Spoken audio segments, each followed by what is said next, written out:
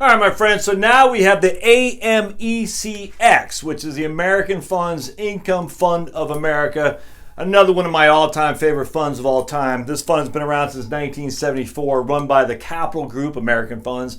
Excuse me. What they do is they have a little bit of a unique way they manage portfolios. They design a slice to a bunch of different managers. So you don't look at it like who's the lead manager is Dina Perry. She's been around it for a long time. I remember Dina. I never met her, but when I used to sell the Income Fund of America, I remember Dina back then. That was back in the early 2000s.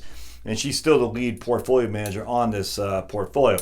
Now, what happens again is Dina and a bunch of other guys and ladies running the fund. So each person has their own special, unique perspective, which is pretty cool. American Funds is fantastic.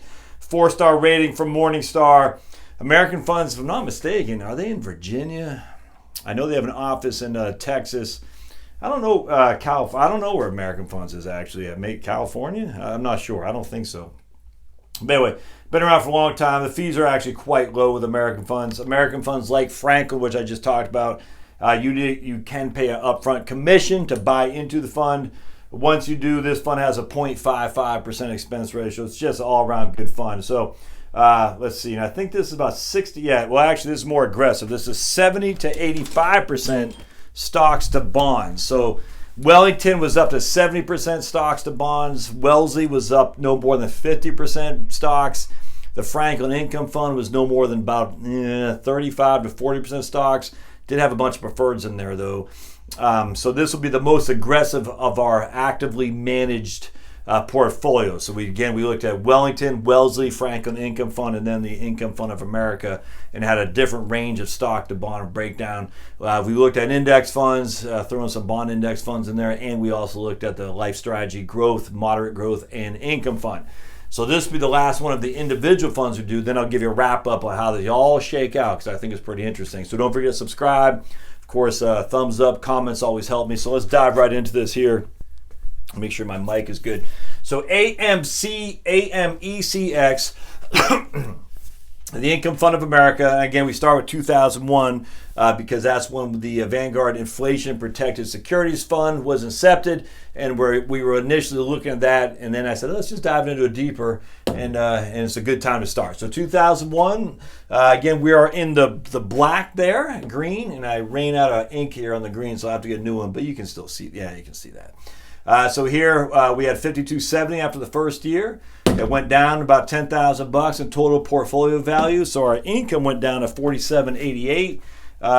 2005 we made money, but because we're taking 5% a year off, we actually have less in the portfolio than what we started with because we took off more than what the portfolio gave us. But look, we're still in the 6,000s. I mean, that's not too shabby given.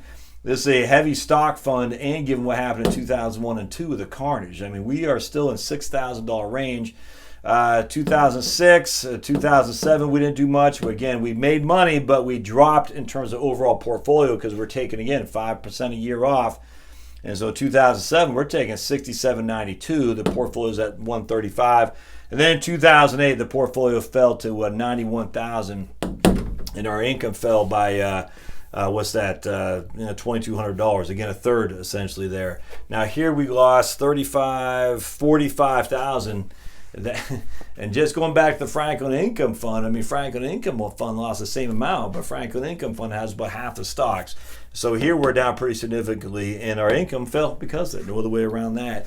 Drawback about having stocks. 2008 just will hurt you big time.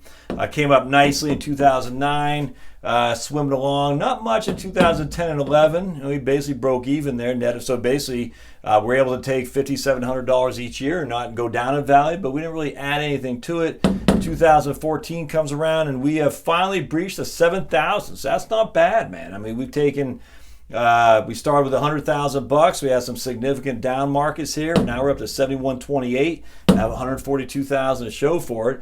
Got knocked around a little bit in 2015, but we're still above well above the $6,000 threshold. And then we ended 2017, $150,000 in our total portfolio. We've taken $75.48 the end of the year, and we have $104,000 of income is what we're showing. I'm just curious what the AMECX is showing here. Now, today the market did incredibly well. It was up, I think the Dow is up 1,000 points. This is December 26th. 2018. So we heard all the worst Christmas ever, Christmas Eve ever, blah. I'm not sure if we'll see the, today was a single day point record for the Dow. I'm not sure if we'll hear all the naysayers now come around saying, who knows? I frankly don't care. But I just find it funny. It's so easy to sell the negative, so hard to sell the positive. The worst Christmas Eve ever, Josh. Don't you get it? And now the Dow is up almost 1,100 points in one day. It just goes to show who called that. No one did. No one called it. I mean, no one called either side of it. So you just got to be in there for the long haul. I mean, there's nothing you can do about this, my friends.